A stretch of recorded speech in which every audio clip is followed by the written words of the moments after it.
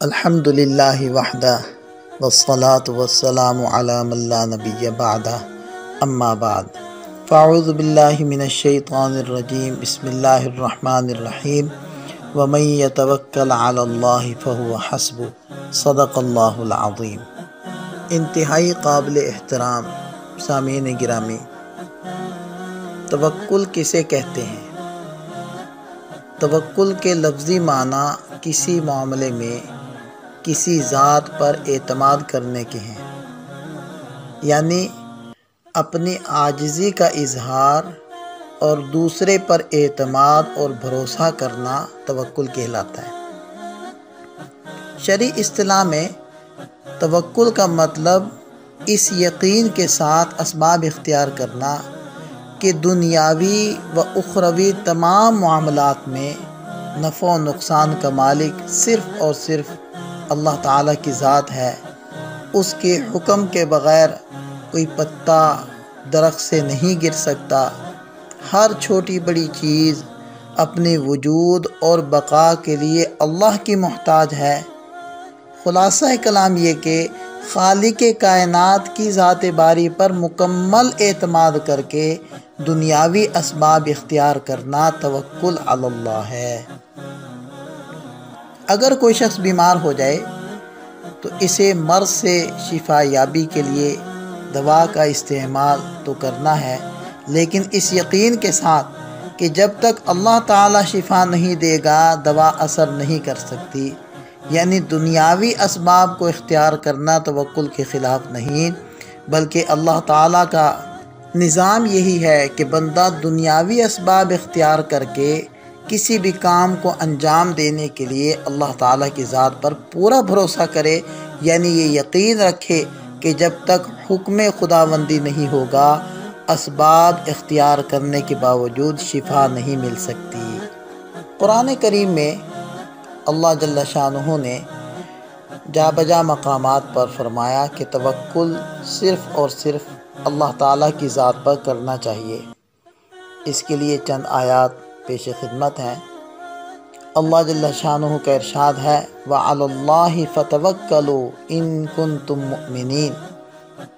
اور اگر تم صاحب ایمان ہو تو صرف اللہ پر توکل کرو۔ دوسرے مقام پر فرمایا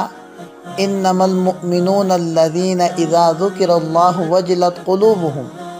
وَإِذَا تُلِيَتْ عَلَيْهِمْ آيَاتُهُ زَادَتْهُمْ إِيمَانًا وَعَلَى رَبِّهِمْ يَتَوَكَّلُونَ، یعنی صحیح معنوں میں اہل ایمان وہ ہیں جن کے دل اللہ کے ذکر سے لرز جاتے ہیں، اور جب ان کے سامنے اللہ کی آیات کی تلاوت کی جائے تو ان کے ایمان میں اضافہ ہو جاتا ہے اور وہ اپنے رب ہی پر توکل کرتے ہیں۔ اور تیسرے مقام پر ارشاد فرمایا یا ایھا النبی حسبک اللہ ومن اتبعک من المؤمنین، آپ کو اور آپ کے پیروکار اہل ایمان کو بس اللہ تعالیٰ ہی کافی ہے۔ اور چوتھے مقام پر ارشاد فرمایا وَمَن يَتَوَكَّلْ عَلَى اللَّهِ فَهُوَ حَسْبُهُ، اور جو کوئی اللہ تعالیٰ پر توکل کرے تو اس کے لیے وہی کافی ہے۔ سیدنا ابن عباس رضی اللہ عنہما فرماتے ہیں کہ جب حضرت ابراہیم علیہ السلام کو آگ میں ڈالا گیا تو انہوں نے ارشاد فرمایا تھا حسبنا اللہ ونعم الوکیل، ہمیں اللہ ہی کافی ہے اور وہ بہترین کارساز۔ کیا اسباب اختیار کرنا توکل کے منافی ہے؟ اسباب، ذرائع اور وسائل کا استعمال کرنا منشأ شریعت اور حکم الہی ہے۔ نبی پاک صلی اللہ علیہ وسلم نے اسباب و وسائل کو اختیار بھی فرمایا اور ان کو اختیار کرنے کا حکم بھی دیا، خواہ لڑائی ہو یا کاروبار ہو۔ ہر کام میں حسب استطاعت اسباب کا اختیار کرنا ضروری ہے، لہذا جائز اور حلال طریقے پر اسباب اور وسائل کا اختیار کرنا، پھر اللہ کی ذات پر کامل یقین کرنا توکل علی اللہ کی روح ہے۔ اس موضوع سے متعلق ایک بہت خوبصورت حدیث خدمت میں پیش کرتا ہوں۔ سیدنا انس بن مالک رضی اللہ عنہ فرماتے ہیں کہ ایک شخص نے نبی پاک صلی اللہ علیہ وسلم سے پوچھا یا رسول اللہ اعقلها واتوکل او اطلقها واتوکل، اے اللہ کے رسول صلی اللہ علیہ وسلم، کیا اونٹنی کو باندھ کر توکل کروں یا بغیر باندھے؟ تو آپ علیہ السلام نے ارشاد فرمایا اعقلھا وتوکل، باندھو اور اللہ پر بھروسہ کرو۔ یہ ترمذی شریف کی روایت ہے، اور اس کی شرح میں علامہ مبارک پوری رحمۃ اللہ علیہ لکھتے ہیں کہ اس حدیث میں اس آدمی نے پوچھا تھا اعقلھا، میں گھٹنا باندھوں، یعنی متکلم کا صیغہ استعمال کیا کہ میں یہ کام کروں۔ عقل البعیر اس وقت بولا جاتا ہے جب اونٹ کی پنڈلی کا باریک حصہ اس کے بازو سے باندھ دیا جائے، اور فرمایا اتوکل، اس کا مطلب ہے کہ بازو باندھنے کے بعد اللہ پر توکل کروں۔ اور دوسرا سوال یہ پوچھا کہ اطلقھا، یعنی اسے کھلا چھوڑ دوں، واتوکل، توکل کروں، یعنی کھلا چھوڑنے کے بعد توکل کروں یا باندھ کر؟ تو آپ علیہ السلام نے فرمایا اعقلھا، یعنی اس کو پہلے باندھو، یعنی اپنی اونٹنی کا گھٹنا پہلے اس کے بازو سے باندھو اور پھر توکل کرو، یعنی اسباب اپنانا توکل کے منافی نہیں۔ سیدنا ایوب علیہ السلام نے جب اپنی طویل بیماری کے بعد اللہ تعالیٰ سے شفا یابی کے لیے دعا کی تو اللہ تعالیٰ نے حضرت ایوب علیہ السلام کو حکم دیا کہ وہ اپنے پیر کو زمین پر مارے۔ اب غور کرنے کی بات ہے کہ کیا ایک شخص کا زمین پر پیر مارنا اس کی 20 سال کی بیماری کی شفا یابی کا علاج ہے؟ لیکن انہوں نے اللہ کے حکم سے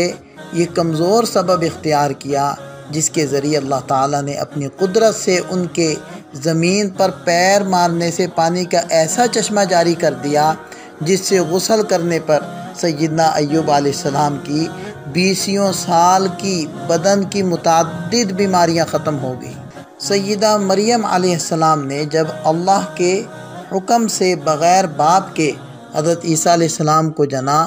تو ان کے لیے حکم الہی ہوا کہ کھجور کے تنے کو ہلائیں، یعنی حرکت دیں، اس سے جب پکی ہوئی تازہ کھجوریں جھڑیں تو ان کو کھائیں۔ اللہ تعالیٰ اپنی قدرت سے سیدہ مریم علیہ السلام کو بغیر کسی سبب کے بھی کھجوریں کھلا سکتے تھے، لیکن دنیا کے دارالاسباب ہونے کی وجہ سے حکم ہوا کہ کھجور کے تنے کو اپنی طرف ہلاؤ۔ چنانچہ سیدہ مریم نے حکم الہی کی تعمیل میں کھجور کے تنے کو حرکت دی۔ حالانکہ کھجور کا تنا اتنا مضبوط ہوتا ہے کہ چند طاقتور آدمی بھی مل کر اس کو نہیں ہلا سکتے، لیکن صنف نازک نے اس کمزور سبب کو اختیار کیا تو اللہ تعالیٰ نے اپنے حکم سے سوکھے ہوئے کھجور کے درخت سے سیدہ مریم علیہ السلام کے لیے تازہ کھجوریں یعنی غذا کا انتظام کر دیا۔ اس واقعے سے معلوم ہوا کہ جو بھی اسباب مہیا ہوں اللہ پر توکل کر کے انہیں اختیار کرنا چاہیے۔ قرآن مجید میں اللہ تعالیٰ نے اپنے خاص بندوں کو تاکیدی حکم کرتے ہوئے ارشاد فرمایا وَعَلَى اللَّهِ فَلْيَتَوَكَّلِ الْمُؤْمِنُونَ، اور مومنوں کو اللہ تعالیٰ پر ہی بھروسہ کرنا چاہیے۔ قرآن کریم اس طرح کی آیات سے بھرا پڑا ہے۔ ایک مسلمان جب اللہ تعالیٰ کی اطاعت اور فرما برداری کے ساتھ اس پر توکل کرتے ہوئے سر تسلیم خم کر دیتا ہے تو اس کے ذہن میں توکل کا وہ مفہوم نہیں ہوتا جو اسلام سے ناواقف اور جاہل افراد سمجھتے ہیں کہ توکل شاید صرف زبان سے توکل کے الفاظ ادا کر دینا اس کا نام ہے اور دل سے اس کا کوئی تعلق نہیں، کہ اس لفظ کو ادا کرتے ہوئے ہونٹ ہلتے ضرور ہیں لیکن عقل اس کو سمجھنے سے قاصر ہے، یا یہ محض اسباب اور اعمال کے ترک کر دینے اور راضی برضا رہنے کو کہا جاتا ہے۔ ایسا ہرگز نہیں ہے۔ یہ دونوں انتہائیں ہیں کہ ایک نظریہ یہ ہے کہ انسان خود اپنی تقدیر لکھتا ہے اور وہ اسباب کو اختیار کر کے خود سے اپنے لیے عزت اور ذلت کے اسباب کو مہیا کرتا ہے اور اللہ تعالیٰ کے ان چیزوں میں کوئی اختیار نہیں، اور وہ مختار کل انسان کو سمجھتا ہے۔ اور دوسرا طبقہ ایسا وجود میں آ جاتا ہے جو کہتا ہے کہ بھئی انسان کے بس میں کچھ بھی نہیں ہے، وہ اسباب بھی چھوڑ دے، وہ اپنے ہاتھ پیر ہلانے بھی چھوڑ دے اور وہ اپنی صلاحیتوں کو اختیار کرنا بھی چھوڑ دے، بس اللہ پر ڈال دے، جو اللہ فیصلہ کرے ہم اس پر راضی ہیں، تو یہ دونوں انتہائی ہیں، یہ دونوں انتہائی غلط ہیں۔ ان کے بیچ کے اندر راہ اعتدال وہ توکل ہے۔ ایک مسلمان توکل کو ایمان اور عقیدے کا ایک جز سمجھتا ہے۔ یہ کسی بھی عمل کے لیے مطلوب تمام اسباب کو استعمال کرتے ہوئے اللہ تعالیٰ کی اطاعت کی جائے۔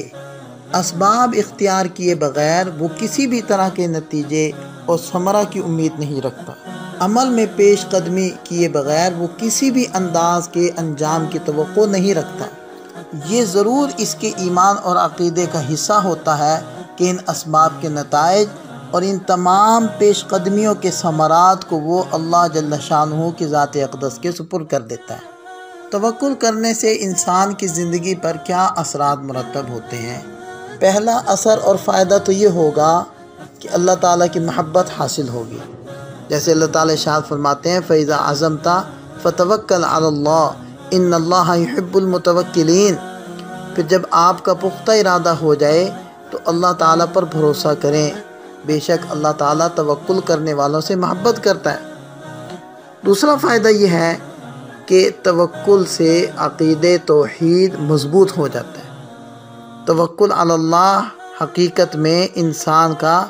عقیدے توحید مضبوط کر رہا ہوتا ہے، اور یہی بات نبی پاک صلی اللہ علیہ وسلم نے اپنے ایک صحابی کو سمجھاتے ہوئے فرمائی وَاعْلَمْ أَنَّ الْأُمَّةَ لَوِ اجْتَمَعَتْ عَلَىٰ أَن يَنْفَعُوكَ بِشَيْءٍ لَمْ يَنْفَعُوكَ إِلَّا بِشَيْءٍ قَدْ كَتَبَهُ اللَّهُ لَكَ۔ جان لو اگر لوگ اس بات پر جمع ہو جائیں کہ وہ تمہیں کچھ فائدہ پہنچائیں تو وہ کچھ فائدہ نہیں پہنچا سکتے مگر وہی جو اللہ نے تمہاری تقدیر میں لکھ دیا۔ وَلَوِ اجْتَمَعُوا عَلَىٰ أَن يَضُرُّوكَ بِشَيْءٍ لَمْ يَضُرُّوكَ إِلَّا بِشَيْءٍ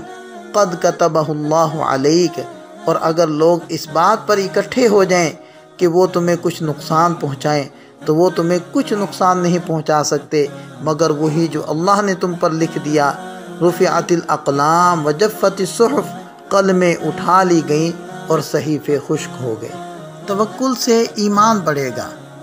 جیسے اللہ تعالیٰ نے ارشاد فرمایا انما المؤمنون الذین اذا ذکر اللہ وجلت قلوبهم واذا تلیت علیہم آیاتہ زادتہم ایمانا وعلی ربہم یتوکلون۔ بس ایمان والے تو ایسے ہوتے ہیں کہ جب اللہ تعالیٰ کا ذکر آتا ہے تو ان کے قلوب ڈر جاتے ہیں، اور جب اللہ کی آیتیں ان کو پڑھ کر سنائی جاتی ہیں تو وہ آیتیں ان کے ایمان کو اور زیادہ کر دیتی ہیں، اور وہ لوگ اپنے رب پر توکل کرتے ہیں۔ اور جب انسان اللہ تعالیٰ پر توکل کرتے ہوئے سارے کام اللہ پر چھوڑ دیتا ہے تو ایسے شخص کو بے یار و مددگار اللہ تعالیٰ نہیں چھوڑتے، بلکہ اللہ تعالیٰ ہر موڑ پر ایسے شخص کی مدد فرماتے ہیں، جیسے کہ اللہ تعالیٰ نے ارشاد فرمایا ان ینصرکم اللہ فلا غالب لکم وان یخذلکم فمن ذا الذی ینصرکم من بعدہ وعلی اللہ فلیتوکل المؤمنون۔ اگر اللہ تعالیٰ تمہاری مدد کرتے تو کوئی تم پر غالب آنے والا نہیں، اور اگر وہ تمہارا ساتھ چھوڑ دے تو وہ کون ہے جو اس کے بعد تمہاری مدد کرے گا۔ اور اللہ ہی پر ایمان والوں کو توکل کرنا چاہیے۔ حضرت انس بن مالک رضی اللہ عنہ روایت کرتے ہیں کہ نبی پاک صلی اللہ علیہ وسلم نے ارشاد فرمایا کہ اذا خرج الرجل من بیتہ، جب آدمی اپنے گھر سے نکلے پھر کیا کہے بسم اللہ توکلت علی اللہ لا حول ولا قوت الا باللہ، تو اس کے جواب میں فرشتہ کہتا ہے ہدیتا وکفیتا ووقیتا فتتنحى له الشیطان، کہ تجھے ہدایت دے دی گئی، تیری طرف سے کفایت کر دی گئی ہے اور تو بچا لیا گیا۔ یہ سن کر شیطان اس سے جدا ہو جاتا ہے،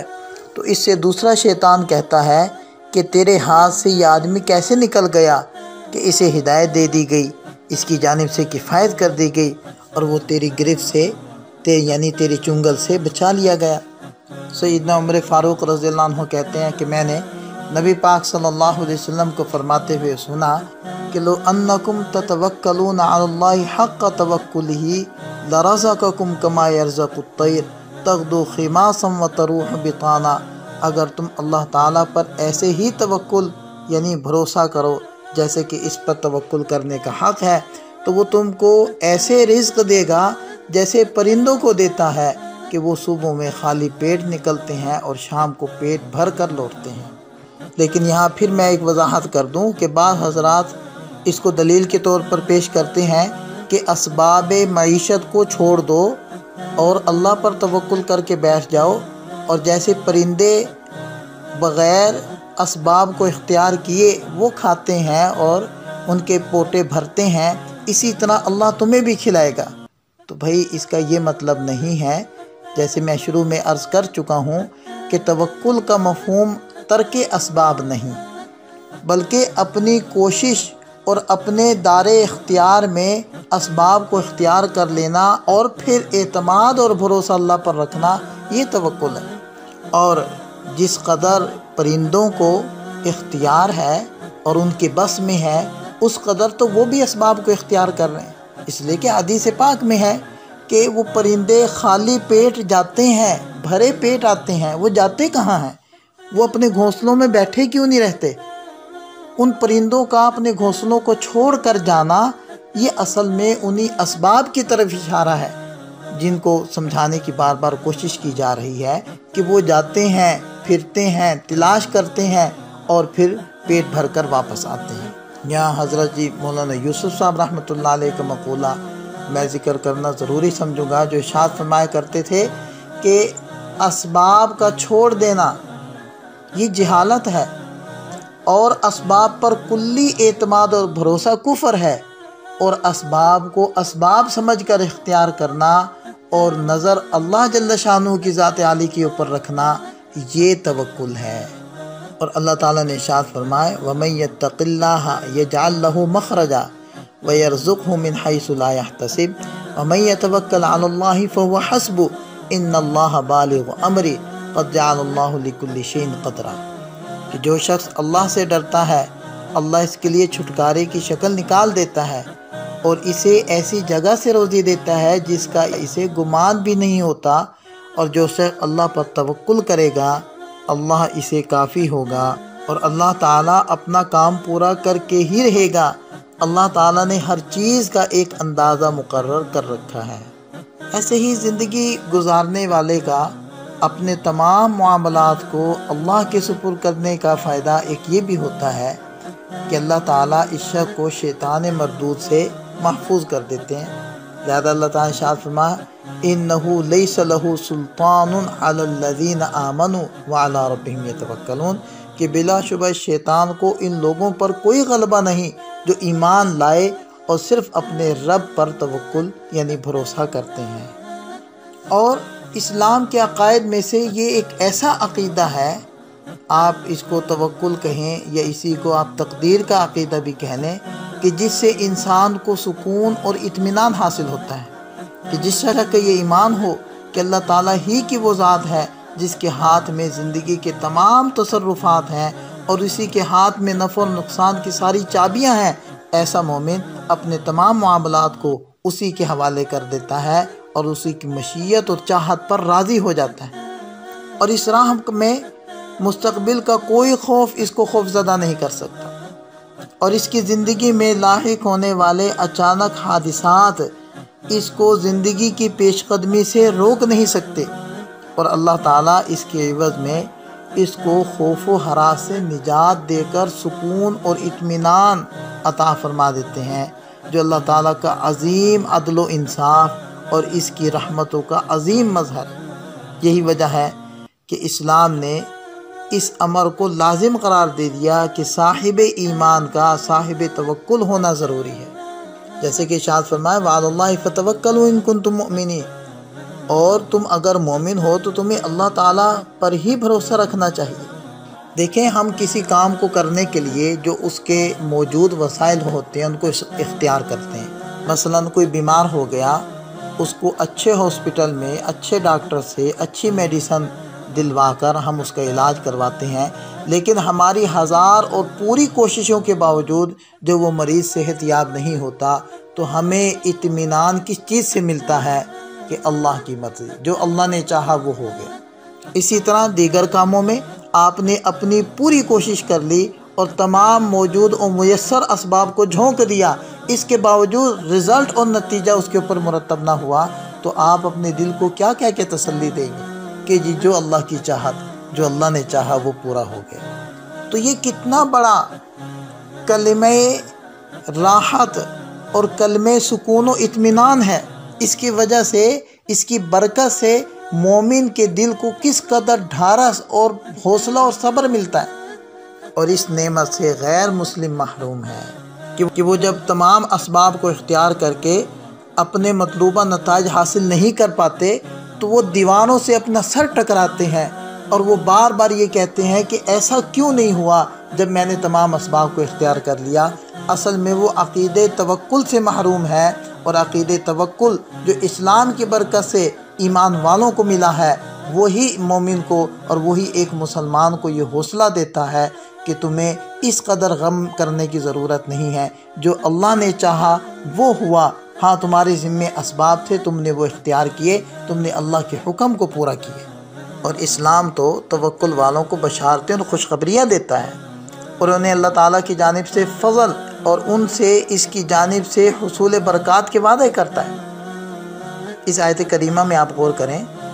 جو اہل ایمان کے دلوں سے خوف و ہراس کو مٹا کر انہیں ایسی روحانی قوت عطا کرتی ہے جس کے ذریعے وہ ان پر طاری ہونے والے ہر قسم کے خوف پر غالب آ جاتے ہیں۔ جیسے ارشاد فرمایا فما اوتیتم من شیء فمتاع الحیات الدنیا وما عند اللہ خیر وابقیٰ للذین آمنوا وعلی ربہم یتوکلون۔ تمہیں جو کچھ دیا گیا وہ دنیاوی زندگی کا کچھ تھوڑا سا سامان ہے، اور اللہ کے پاس جو ہے وہ سب سے بہتر اور پائیدار ہے، اور ان کے لیے ہے جو ایمان لائے اور صرف اپنے رب پر ہی بھروسہ رکھتے ہیں۔ اسی طرح قرآن کریم کی اس دوسری آیت میں بھی غور کریں، جس میں اللہ تعالیٰ نے مدد کا اور تائید کا سچا وعدہ کیا ہے کہ وَمَن يَتَوَكَّلْ عَلَى اللَّهِ فَهُوَ حَسْبُهُ، جو شخص اللہ پر توکل کرے گا اللہ اسے کافی ہوگا، یعنی اللہ تعالیٰ اس کے رنج و غم پر مشتمل تمام امور میں کافی ہو جائے گا۔ ہر کام میں لوگوں سے امیدیں وابستہ کرنے کی بجائے اللہ تعالیٰ سے امید لگانی چاہیے۔ اس کا ایک فائدہ تو یہ ہوتا ہے کہ اللہ ایسے شخص کے لیے کافی ہو جاتے ہیں، اور توکل کے نتیجے میں اس کے تمام کام آسان کر دیتے ہیں۔ اور محض ظاہری اسباب پر اعتماد اور بھروسہ کرنے کی بجائے جو لوگ صرف اور صرف اللہ تعالیٰ کی ذات پر توکل کرتے ہیں، اس کا فائدہ یہ ہے کہ قیامت کے دن اللہ تعالیٰ ایسے شخص کو بغیر حساب کے جنت میں داخل فرمائے گا۔ جیسے کہ آپ علیہ السلام نے ارشاد فرمایا کہ مجھے میری امت کے بارے میں بتایا گیا کہ یہ آپ کی امت ہے، اور ان میں سے 70,000 ایسے ہیں جو پہلے جنت میں جائیں گے، ان پر کوئی حساب اور عذاب نہیں ہوگا۔ جناب رسول اللہ صلی اللہ علیہ وسلم نے پوچھا کہ یہ کس وجہ سے بغیر حساب اور عذاب کے جنت میں جائیں گے؟ تو حضرت جبریل علیہ السلام نے جواب دیا کانوا لا یکتوون ولا یسترقون ولا یتطیرون وعلی ربہم یتوکلون۔ ان کی صفات میں سے ایک صفت یہ ہے کہ وعلی ربہم یتوکلون، یہ لوگ اپنے رب پر توکل کرتے تھے۔ صحیح بخاری شریف کی یہ روایت ہے۔ ویسے تو ہر حال میں، ہر وقت میں اللہ تعالیٰ پر توکل کرنا چاہیے، مگر کچھ اوقات اور لمحات ایسے ہوتے ہیں جن میں بطور خاص اللہ تعالیٰ پر توکل کرنے کا حکم دیا گیا۔ ان میں سے پہلا موقع تو جیسے کہ سیدنا انس بن مالک رضی اللہ عنہ کی روایت پہلے بھی پیش کی کہ آپ علیہ السلام نے ارشاد فرمایا جب بندہ اپنے گھر سے نکلے تو کیا کہے؟ بسم اللہ توکلت علی اللہ لا حول ولا قوت الا باللہ۔ یہ ابو داؤد شریف کی روایت ہے۔ دوسرا موقع حضرت معاویہ بن حکم سلمی رضی اللہ عنہ کہتے ہیں کہ میں نے عرض کیا کہ یا رسول اللہ اموراً کننا نصنعها فی الجاہلیہ، کہ کچھ کام ایسے ہیں جو ہم جاہلیت میں کیا کرتے تھے، ہم کاہنوں کے پاس جایا کرتے تھے۔ تو آپ علیہ السلام نے ارشاد فرمایا فلا تأتوا الکہان، کاہنوں کے پاس نہ جایا کرو۔ کہتے ہیں کہ پھر میں نے عرض کیا کہ کننا نتطیر، ہم نحوست لیا کرتے تھے۔ تو آپ علیہ السلام نے فرمایا ذاک شیء یجدہ احدکم فی نفسہ فلا یصدنکم، بدشگونی ایک ایسی چیز ہے جس کو تم میں سے بعض لوگ اپنے جی میں محسوس کرتے ہیں، لیکن بدشگونی تم کو کسی کام کو پورا کرنے سے نہ روکے۔ یعنی جب کسی موقع پر کسی چیز کی وجہ سے یا کسی وقت کی وجہ سے آپ کے دل میں بدشگونی پیدا ہو کہ اگر میں یہ کام اب کروں گا تو میرے لیے نقصان دہ ہوگا، تو اس موقع پر بھی اس شک کو، اس شبہ کو، اس بدشگونی کو دل سے ہٹا کر اپنے رب پر توکل کرنے کی ضرورت ہے کہ اگر وہ کام درست ہے، صحیح ہے، شرعاً اس کو کرنا جائز ہے، تو پھر آپ اپنے رب پر اعتماد کریں اور اعتماد کر کے اس کام کو پورا کر لیں۔ اللہ تعالیٰ یقیناً اس میں خیر ڈالیں گے۔ ایسے ہی دشمنوں سے مصالحت کے موقع پر اللہ تعالیٰ نے ارشاد فرمایا وَإِن جَنَحُوا لِلسَّلْمِ فَاجْنَحْ لَهَا وَتَوَكَّلْ عَلَى اللَّهِ إِنَّهُ هُوَ السَّمِيعُ الْعَلِيمُ۔ اگر وہ صلح کی طرف جھکیں تو آپ بھی صلح کی طرف جھک جائیں اور اللہ پر بھروسہ رکھیں، یقیناً وہ سننے اور جاننے والا ہے۔ ایسے ہی دشمنوں سے اعراض کے موقع پر فرمایا فَأَعْرِضْ عَنْهُمْ وَتَوَكَّلْ عَلَى اللَّهِ وَكَفَى بِاللَّهِ وَكِيلًا۔ آپ ان سے منہ پھیر لیجئے اور اللہ پر بھروسہ رکھیں، اللہ تعالیٰ کافی کارساز ہے۔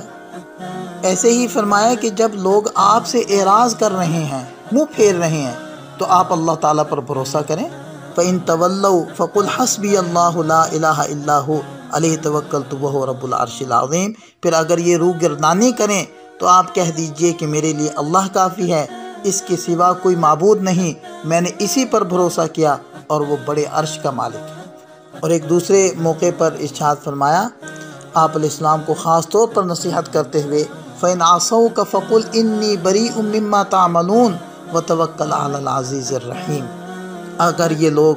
آپ کی نافرمانی کریں تو آپ اعلان کر دیجئے کہ میں ان تمام کاموں سے بیزار ہوں جو تم کر رہے ہو، اور اپنا پورا بھروسہ غالب مہربان اللہ پر رکھ لیجئے۔ یعنی جب آپ راہ راست پر ہیں، آپ حق بجانب ہیں اور آپ حق کو فالو کر رہے ہیں، حق کا ساتھ دینے کی وجہ سے کچھ لوگ آپ کا ساتھ چھوڑ رہے ہیں اور آپ کی طرف متوجہ نہیں ہو رہے، تو آپ ان کی پرواہ نہ کریں، آپ اپنے رب پر اعتماد کریں۔ آپ کے ساتھ آپ کا رب ہے، آپ کا رب اگر آپ کے ساتھ ہے، ساری دنیا آپ کے مخالف ہے، تو ساری دنیا مل کر آپ کا کچھ بگاڑ نہیں سکتی۔ اسی طرح اللہ تعالیٰ نے ایک پیغمبر کی بات کو نقل کرتے ہوئے ارشاد فرمایا وَمَا لَنَا أَلَّا نَتَوَكَّلَ عَلَى اللَّهِ وَقَدْ هَدَانَا سُبُلَنَا وَلَنَصْبِرَنَّ عَلَى مَا آذَيْتُمُونَا وَعَلَى اللَّهِ فَلْيَتَوَكَّلِ الْمُؤْمِنُونَ۔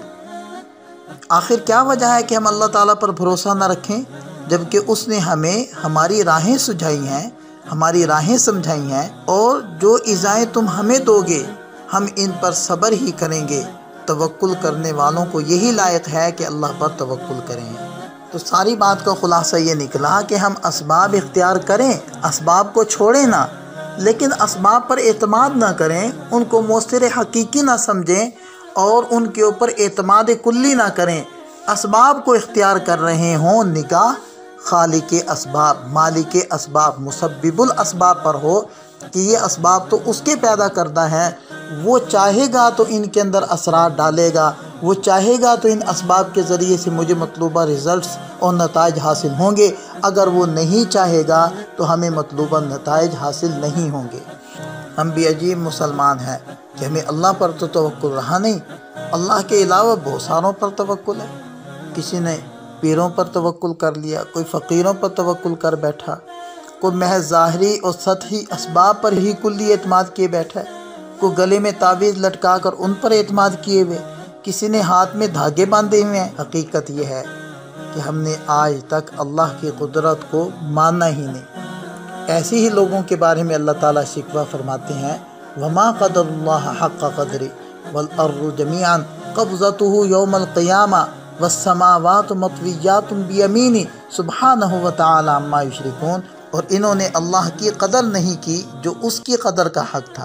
حالانکہ ساری زمین قیامت کے دن اس کی مٹھی میں ہوگی اور آسمان اس کے دائیں ہاتھ میں لپٹے ہوئے ہوں گے۔ وہ پاک ہے اور بہت بلند ہے اس سے جو وہ شریک بنا رہے ہیں۔ اللہ تعالی ہمیں حقیقی توکل نصیب فرمائے اور دنیا آخرت ہماری بھلی فرمائے۔ وآخر دعوانا ان الحمد للہ رب العالمین۔